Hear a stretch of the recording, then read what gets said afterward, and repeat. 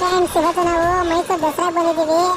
ಇದು ನೋಡಿ railway station. ಇವತ್ತು ನಾವು ಟ್ರೈನ್ ಬಿಟ್ಟು ಹೋಗ್ತಾ ಇದ್ದೀವಿ. ನಾವಿವಾಗ ಅರಮನೆ ರೋಡಲ್ಲಿ ಹೋಗ್ತಾ ಇದ್ದೀವಿ. ಅರಮನೆ ರೋಡ್ಗೆ ಅಟ್ಯಾಚ್ ಆಗಬೇಕು ಸರ್ಕಲಲ್ಲಿ. ನೋಡಿ ಬಂದು ಸರ್ಕಲಲ್ಲಿ ಅರಮನೆ ರೋಡ್ ಇದು. ಮುಂದೆಗಡೆ ಅರಮನೆಗೆ ಹೋಗ್ಬೇಕು, ಆ ರೋಡ್ ಇದು. ಅಲ್ಲಿಂದ ಇವಾಗ ಆಹಾರ ಮೇಳಕ್ಕೆ ಹೋಗ್ತಾ ಇದ್ದೀವಿ.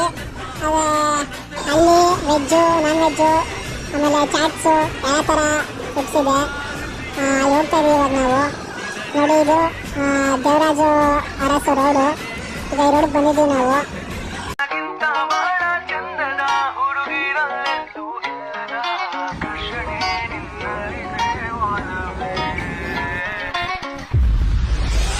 ಮತ್ತೆ ಆಗೋಗಿದೆ ಮಾಯ ನನ್ನ ಮುದ್ದಿನ ಹೃದಯ ಕುಡಿ ನೋಟದ ಎಡವಿ ನೋಡ್ರಿ ಜಮಾನದಲ್ಲಿ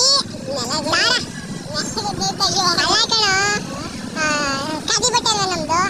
ಖಾದಿ ದಾರ ಎಣಿತಾ ಇದ್ದ ಮಹಾತ್ಮ ಒಬ್ಬೊಬ್ಬರ ಜೊತೆ ಮಾಡಿ ತಪ್ಪ ಪಾಠ ಬೇಡ. ನೋಡಿ ನಾನು ಇವನು ಮೈಸೂರು ಬಂದಿದ್ದೀವಿ.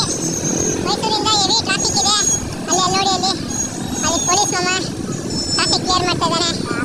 ಅಯ್ಯೋ ಅವ್ನ ಕಷ್ಟ ಯಾಕೆ ಕೇಳ್ತೀರಾ ಪಾಪ. ಬಿಪಿ ಊದಿ ಊದಿ ಊದಿ ಗಂಟೆಲ್ಲ ಹಿಡ್ಕೊಂಡ್ಬಿಟ್ಟೈತೆ. ನಾವು ಊದಲ್ಲ ಹೋಗ್ತಾ ಇರ್ತೀವಿ.